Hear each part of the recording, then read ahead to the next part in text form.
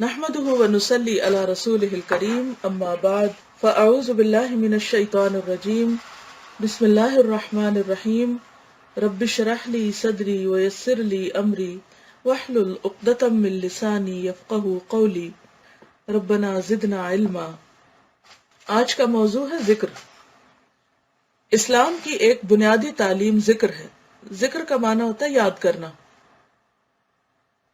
ذکر کے معنی یاد کے ہیں، یعنی خدا کو یاد کرنا۔ خدا کو بھولنے کی حالت کا نام غفلت ہے اور خدا کو یاد رکھنے کی حالت کا نام ذکر۔ یہ ذکر ایک فطری حقیقت ہے، یعنی انسان کے اندر پروگرامڈ ہے۔ انسان ہر لمحہ ان چیزوں کا تجربہ کرتا ہے جن کا تعلق براہ راست خدا سے ہے، یعنی چونکہ ہم خدا کی دنیا میں رہتے ہیں، اسی کا دیا ہوا کھاتے ہیں، اسی کا دیا ہوا جسم استعمال کرتے ہیں، تو ہر وقت ہم کسی نہ کسی ایسی چیز کا مشاہدہ کرتے رہتے ہیں یا اس کا تجربہ کرتے رہتے ہیں جس کا تعلق اللہ تعالیٰ سے ہے۔ تو یہ ہو نہیں سکتا کہ پھر ہم اسے یاد نہ کریں۔ یہ بالکل ایسے ہی اگر آپ کسی کے گھر گئے ہوئے ہیں اور کسی کے گھر میں رہ رہے ہوں تو یہ نہیں ہو سکتا کہ آپ اس گھر والے کے خیال سے غافل رہیں۔ آپ کو ہر لمحہ خیال رہے گا کہ یہ فلاں کا گھر ہے یا میں اس میں رہ رہا ہوں۔ تو یہ کیسے ہو سکتا ہے کہ اتنی بڑی دنیا جس میں ہم رہ رہے ہیں اور جو اللہ نے بنائی ہو، آسمان کی طرف نظر ڈالے تو دل یقین سے کہہ اٹھے کہ یہ کوئی انسان نہیں بنا سکتا، یہ اللہ ہی کا بنایا ہوا ہے۔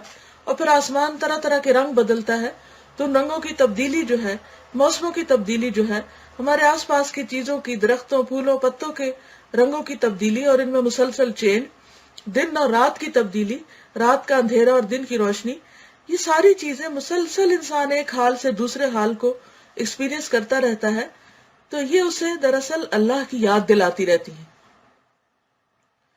تو یہ لکھتے ہیں کہ انسان ہر لمحہ ان چیزوں کا تجربہ کرتا ہے جن کا تعلق براہ راست خدا سے ہے، یعنی ڈائریکٹلی اللہ تعالیٰ سے ہے۔ وہ سورج اور چاند، دریا اور پہاڑ، ہوا اور پانی کو دیکھتا ہے جو سب کی سب خدا کی پیدا کی ہوئی ہیں۔ اسی طرح تمام مخلوقات، یعنی ساری کریشن جو انسان کے سامنے آتی ہیں، وہ سب اس کو خالق کی یاد دلاتی ہیں۔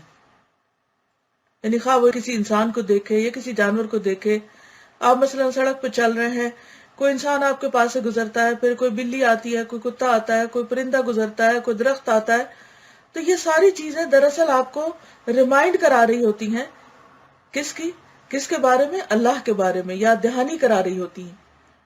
زمین سے لے کر آسمان تک جو چیزیں ہیں وہ سب خدا کے جمال اور کمال کے مظاہر ہیں۔ مظاہر کا مطلب یعنی اس کو ظاہر کرنے والی، وہ اپنے پورے وجود کے ساتھ خدا کی ہستی کا تعارف ہے، یعنی ہر چیز اپنے خالق کی یاد دلا رہی ہے۔ اس طرح جس دنیا میں انسان رہتا ہے اور جن چیزوں کے درمیان وہ صبح و شام گزارتا ہے، وہ ہر لمحہ اس کو خدا کی طرف متوجہ کرتی ہیں، یعنی بار بار اس کا دھیان اللہ کی طرف کراتی ہیں۔ ان چیزوں سے متاثر ہو کر اس کے دل و دماغ میں ہر لمحہ ربانی کیفیات پیدا ہوتی ہیں۔ انہی کیفیات کے لفظی اظہار کا نام ذکر ہے، یعنی جو دل کے جذبات ہیں، دل کے خیالات ہیں، ان کو انسان جب الفاظ دیتا ہے تو اسی کا نام ذکر ہے۔ اسی طرح انسان اپنی زندگی میں بار بار خدا سے تعلق کا تجربہ کرتا ہے۔ وہ اپنے وجود پر غور کرتا ہے تو اس کا دل اس احساس سے بھر جاتا ہے کہ خدا نے اس کو احسن تقویم کے ساتھ پیدا کیا ہے، یعنی بہترین حالت پر پیدا کیا ہے، اور ہر قسم کی اعلیٰ صلاحیتیں وافر مقدار میں اسے دے دی۔ یہ احساسات اس کی زبان پر مختلف انداز میں آتے رہتے ہیں۔ یہ بھی ذکر کی ایک صورت ہے، یعنی انسان کبھی الحمدللہ کہتا ہے، کبھی سبحان اللہ کہتا ہے، کبھی ماشاء اللہ کہتا ہے، کبھی کسی طرح، یعنی جس طرح کی کیفیت میں ہوتا ہے اسی طرح کے الفاظ منہ سے نکلتے ہیں۔ اسی طرح انسان کو اپنی روزمرہ کی زندگی میں طرح طرح کے اتار چڑھاؤ پیش آتے ہیں۔ کبھی انسان خوش ہوتا ہے، کبھی غمگین ہوتا ہے، کبھی ہائی فیل کرتا ہے، کبھی لو فیل کرتا ہے۔ وہ مختلف قسم کے خوشگوار اور ناخوشگوار تجربات سے گزرتا رہتا ہے۔ ان تجربات کے دوران بار بار وہ خدا کی طرف متوجہ ہوتا ہے، یعنی جب کوئی اچھی چیز ملتی ہے تو الحمدللہ کہتا ہے، اور جب کوئی تکلیف دہ چیز ہوتی ہے پھر بھی اللہ کو یاد کرتا ہے اور اس سے دعا کرتا ہے۔ بار بار وہ مختلف الفاظ میں خدا کو یاد کرتا ہے۔ اس طرح روزمرہ کی عبادتوں کے درمیان وہ مختلف کلمات کو اپنی زبان سے ادا کرتا ہے. یہ کلمات کبھی قرآن و حدیث سے ماخوذ ہوتے ہیں اور کبھی خدا کی خدائی کے اعتراف میں بے ساختہ طور پر اس کی زبان سے جاری ہو جاتے ہیں. یہ سب خدا کا ذکر ہے. یعنی ذکر دو طرح کا ہے. ایک تو یہ کہ انسان انہی الفاظ میں اللہ کو یاد کرے جو قرآن و حدیث میں آئے، اور دوسرا یہ کہ انسان خود اللہ سے باتیں کرے، اپنی زبان میں اللہ کی تعریف کرے اور اپنے دل کے جذبات کا اظہار کرے. یہ بھی ایک خوبصورت انداز ہے اللہ کی تسبیح کا. تو اللہ تعالیٰ سے دعا ہے کہ وہ ہمیں زیادہ سے زیادہ اپنی یاد کی توفیق دے. تمام پیغمبروں کا شیوا یہی تھا کہ وہ اللہ کو یاد کرتے تھے. قرآن پاک میں آتا ہے حضرت موسیٰ نے جب دعا مانگی کہ ہارون کو میرا مددگار بنا، تو ساتھ ہی فرمایا کہ نسبحک کثیرا ونذکرک کثیرا، کہ ہم آپ کی کثرت سے تسبیح کریں اور کثرت سے آپ کو یاد کریں.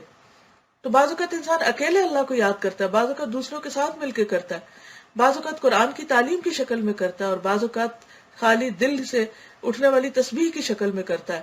تو اصل مقصود یہ ہے کہ انسان ہر حال میں اللہ کو یاد کرتا رہے اور کسی بھی لمحہ اس سے غافل نہ ہو.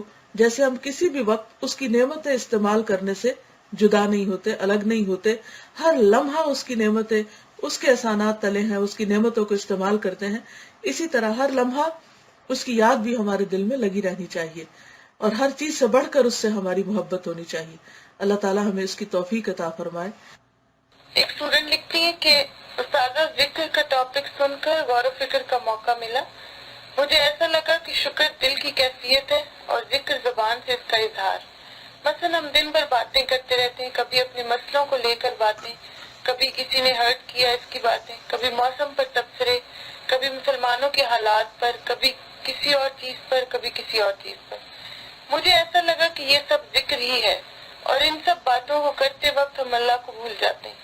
اگر دل میں تقویٰ ہو تو برائی، غیبت اور بے فائدہ تبصرے نہیں ہوں گی، اور ساتھ ہی اگر شکر ہوگا تو ہمیشہ اچھی باتوں کا ذکر کریں گے. جب ہمارے اندر شکر گزاری آ جائے تو ہماری سوچ ہی پازیٹیو ہو جاتی ہے. پھر انسان ہر بات کو اللہ کی طرف سے امتحان سمجھ کر صبر کرتا ہے. جزاک اللہ استاذہ، آپ کے پڑھانے کے انداز میں اس غور و فکر کا موقع دیے. الحمدللہ انہوں نے بہت اچھی طرح بات کو سمجھا ہے. اللہ تعالیٰ ان کے فہم میں اور اضافہ فرمائے. استاذہ ایک اور اسٹوڈنٹ کا کمنٹ ہے، انہوں نے لکھا ہے کہ کل بازی نے پارا 2 پارٹ 1 کا ٹیسٹ اناؤنس کیا. میں ترجمے کی ریویژن کر رہی تھی اور یہ آیات ریوائز کرتے وقت ذکر کا ٹاپک ذہن میں آیا. فَاذْكُرُونِي أَذْكُرْكُمْ وَاشْكُرُوا لِي وَلَا تَكْفُرُونِ. اس آیت سے پہلے اللہ تعالیٰ نے نبی صلی اللہ علیہ وسلم کے مبعوث ہونے اور ہمیں کتاب اور حدیث کی تعلیم کی بات کی. کل مجھے ان دو آیات کا تعلق آپس میں سمجھ آیا کہ اللہ تعالیٰ نے نبی صلی اللہ علیہ وسلم کو بھیجا اور ان کے ساتھ قرآن اور حدیث کا علم. لہٰذا نبی صلی اللہ علیہ وسلم کی آمد، قرآن اور حدیث کا یہ علم، یہ سب اللہ کی نعمتیں ہیں جن کو ہم نے ہر جگہ ذکر کر کے پھیلانا ہے، اور ان پر اللہ کا شکر اپنے رویے، کردار اور عمل سے کرنا ہے. استاذہ کیا میں نے ان کو صحیح ریلیٹ کیا ہے؟ الحمدللہ بہت اچھی طرح ریلیٹ کیا ہے. اللہ تعالیٰ آپ کے فہم میں اور غور و فکر میں اور اضافہ فرمائے اور ہم سب کو بہترین بات سجھائے. استاذہ یہ چھوٹا سا کمنٹ ایک اور اسٹوڈنٹ نے لکھا ہے، لکھا ہے کہ ذکر کے ٹاپک میں غفلت کا اپوزٹ ذکر ہے. اس جملے نے مجھے شعوری طور پر اللہ تعالیٰ کا ذکر کرنے میں بہت مدد دی. واقعی اگر ہم غور کریں تو بات یہی ہے. اصل بات یہ ہے کہ جو علم ہوتا ہے انسان کے دل و دماغ کو روشن کرتا ہے، اور اللہ نے ہر انسان کو عقل دی ہے، اور جب اس عقل کی رگڑائی ہوتی ہے یا پالشنگ ہوتی ہے تو اور وہ چمکنے لگتی ہے تو وہ چیزیں نظر آنے لگتی ہیں جو آلریڈی ہوتی تو ہمارے سامنے ہے، لیکن ہم ان پر غور نہیں کرتے اور ان سے سبق نہیں لیتے. تو جیسے وہ ایک حدیث میں بھی آتا ہے نا کہ میری خاموشی غور و فکر کی خاموشی ہو، اور میری گفتگو ذکر الہی کی گفتگو ہو. تو